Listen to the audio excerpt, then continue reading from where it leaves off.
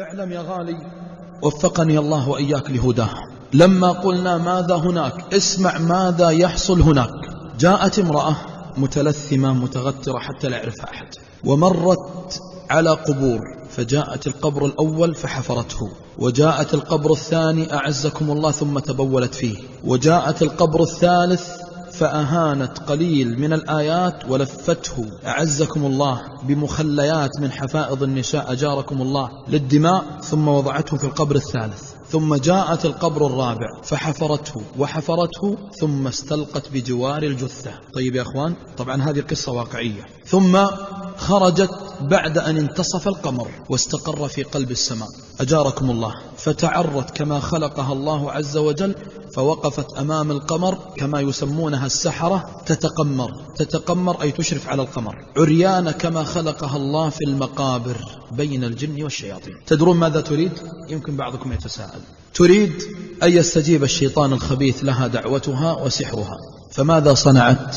تسجد وتتذلل وتعقد وتنادي الشيطان من دون الله من أجل هدف واحد، ألا يتزوج عليها زوجها. لاحظتوا؟ حتى ما يتزوج الزوج عليها. طبعا سارت فيها الأيام، لكن ربي والله يا إخوان انتقم منها شر انتقام. عقدت على الزوج، كانت حياتها كما تقول كنت أعيش مثل النساء، أذهب وآتي، أحب زوجي، ولكن ربما الغيرة المستميتة التي لا ترتبط بالله عز وجل جعلتني أكفر بالله وأنا أشعر أو لا أشعر. لكن ما ينفع الندم إذا داهم الموت. متى أقرت بهذا؟ متى يا إخوان؟ يوم أن ذهب عقل الرجل وانقلب السحر على من؟ على الساحر. هذه المرأة يا إخوان ما اكتفت بهذا الأمر، بل أضرت بزوجها. تدرون ماذا صنعت؟ لما وجدت أن العقد لا تفيد، أخذت الطفل أبو 4 شهور فذهبت به إلى المقبرة، ثم بدأت تنادي الشيطان، فخاطبوها بخطاب ملموس. يمكن بعضكم ما يصدق هذا الكلام، لكن هذا الكلام يقر به السحرة ويعترفون به، واللي يريد أن يرجع إلى لقاء الساحر في قناة المجد. أظن بعضكم يعني سمع شيئا من الذي لا يصدقه العقل إلا إذا آمن بأن الله عز وجل إنما جعل هذا فتنة. جعل هذا وشه يا إخوان؟ فتنة. وما يعلمان من أحد حتى يقولا إنما نحن فتنة فلا تكفر. بسطت الطفل الصغير ثم ألقي عليها خطابا: إذا أردت أن يستجيب لك مولاك أي الشيطان أجاركم الله فاذبحي الصغير، اذبحيه. وفعلت وذبحت الصغير، ثم جعلت دمه يقطر في القبور التي وقفت عليها سابقا أجاركم الله. من أجل ماذا يا أخوان؟ شوفوا إذا ضعف الإيمان ماذا يحصل، شوفوا إذا كفر بالرحمن ما الذي يجري. أليس هذا الأمر العظيم تتشقق السماء من هوله؟ أليس الله عز وجل يغضب غضبا عظيما يوم أن يسأل غيره تبارك وتعالى؟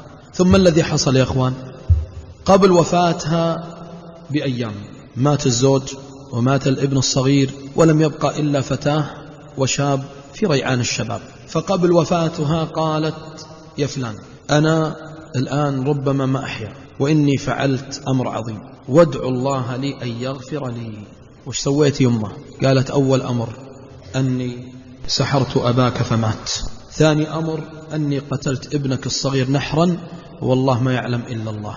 نحرته ثم رمته في المقابر وتركته. تقول: وأنا تائب اليوم. لكن بعد وش يا أخوان؟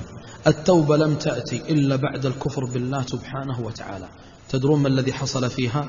يقسم بالله ابنها يقول: لما لف جسمها كامل لم يبقى إلا عيناها وأنفها وفمها، لأن الجسم أصبح ما يستطيع تحمل النور، ما يستطيع تحمل النور، عقوبة من الله عز وجل. يقول الابن: فكانت الفاجعة، قالت له بالكلمة الواحدة: اسمع، لو غفر الله لي فتلك رحمة، وإن لم يغفر لي فادع لي أنت. قالت: وإذا كشفت الستار عني فترحم علي. كانت المفاجأة، ابنها يقول: بعد ما كشفنا الستار والله لقد وجدنا الدود يأكل في جسمها وهي حية. إي والله الذي لا إله غيره. لماذا يا إخوان؟ لأنك تعرف أن ربي عزيز ذو انتقام، وإذا انتقم القهار لا معقب لحكمه. يقول: والله لما فتحت الغطاء وإذا بالدود ينهش في لحمها نهشا، فقلت: يم دود. قالت: إذن أنا ميتة لا محالة، أنا ميتة لا محالة. ماتت المرأة يا إخوان. تدرون كم عقدة وجدت بعد أن أقرت بها؟ وجدت والعياذ بالله في أدبار النساء أكثر من 22 أو 23 امرأة في أدبارهن عقد قد عقدت عليها وأخرجت جثثهن ووضعت الأسحار ثم غسلتهن وكفنتهن ثم وضعتهن في المقابر. كم امرأة الآن استضرت السبب هذه المرأة؟ والسبب وشو؟ ضعف الإيمان. قدمت لكم هذه القصة من فريق جوال الخير. اعلم يا غالي وفقني الله وإياك لهداه